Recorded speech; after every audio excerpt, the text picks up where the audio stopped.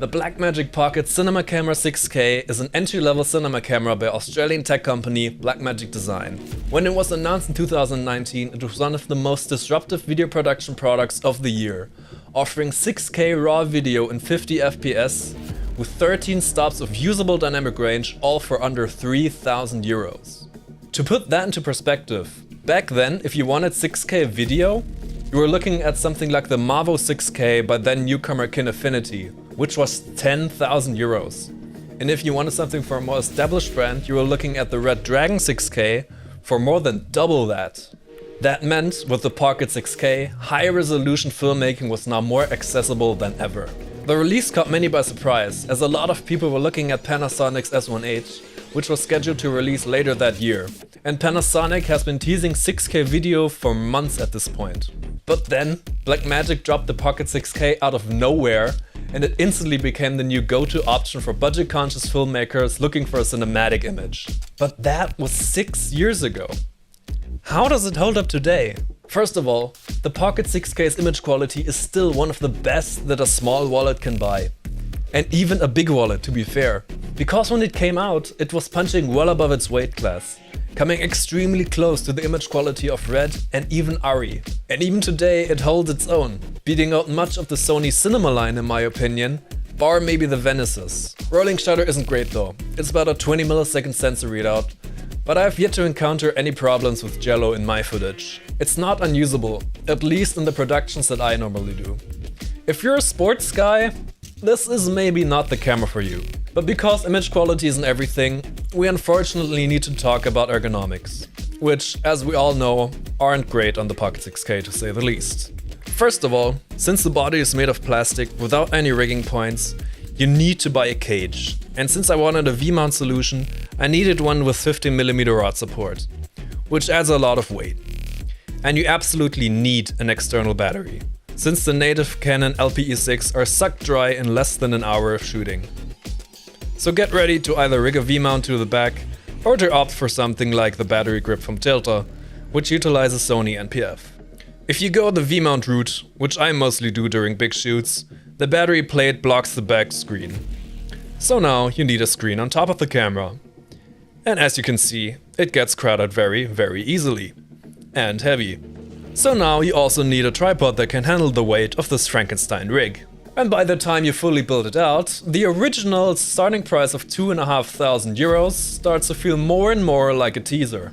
Realistically, you're looking at a much higher investment once you factor in power solutions, cage, monitor, media and tripod. But to be fair, it is still a cinema camera, and most cinema cameras aren't ready to shoot out of the box. At least theoretically, you can use a Pocket only with a lens, a battery and an SD card. Theoretically. Speaking of SD cards, don't use them, please.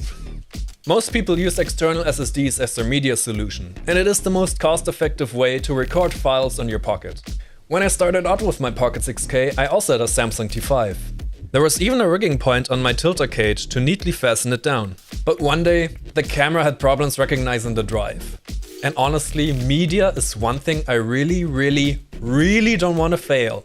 So after a lot of unsuccessful troubleshooting, I bought myself two 256GB CFast cards for about 500 euros. Needing to invest 500 euros in media really hurts. But honestly, since switching to CFast cards, I haven't had a single problem since. And plus, it cuts down on cables and clutter, which is always a positive in my book. I'm also quite happy about this monitor, the Portkeys LH5P. It is 1700 nits, so plenty enough for sunny outdoor shooting, and best of all, it has Bluetooth camera control.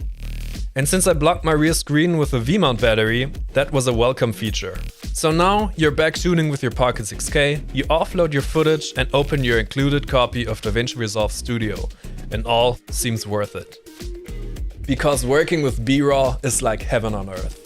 Blackmagic's Gen 5 color science delivers fantastic skin tones, subtle highlight roll-offs and deep filmic shadows. Combined with the flexibility of B-RAW in post, you've got a lot of room to play. Grading footage from this camera is genuinely fun. It really feels like working with a digital negative. And despite the high resolution, compared to cinema DNG, if files really aren't that large, and in some instances are even smaller than ProRes. 12:1 or Q5 compression is plenty enough data for most jobs. And even then, it is still 99% as flexible as the lower compression options. Blackmagic really did some black magic with their codecs. But still, this is a 6-year-old camera, so would I recommend it in 2025? Honestly, no. At least not the OG. Because since its release, Blackmagic has put out two successors, the Pocket 6K G2 and the 6K Pro. The G2 adds a tiltable screen, better battery life, and support for a proprietary viewfinder. But really, you should just pay a bit more for the 6K Pro. Because not only does it have internal ND filters, which are a godsend by the way, it also has an even brighter screen. 1500 nits for the Pro compared to 500 nits for the G2. And they all still have that great sensor and color science. Other manufacturers have caught up as well. Panasonic, for instance, has multiple great video cameras such as the S5 IIX and the newly released S1 II, all of which have stunning image quality, great features, and are priced competitively. But nevertheless, I still love this little camera. If not for its amazing image quality, just because of the weird circumstances that have brought us together. It's been to countless shoots, survived tough conditions. It has been on so many trips, and to think that if it hadn't caught my eye all those years ago, it would still lay rotting on the forest floor.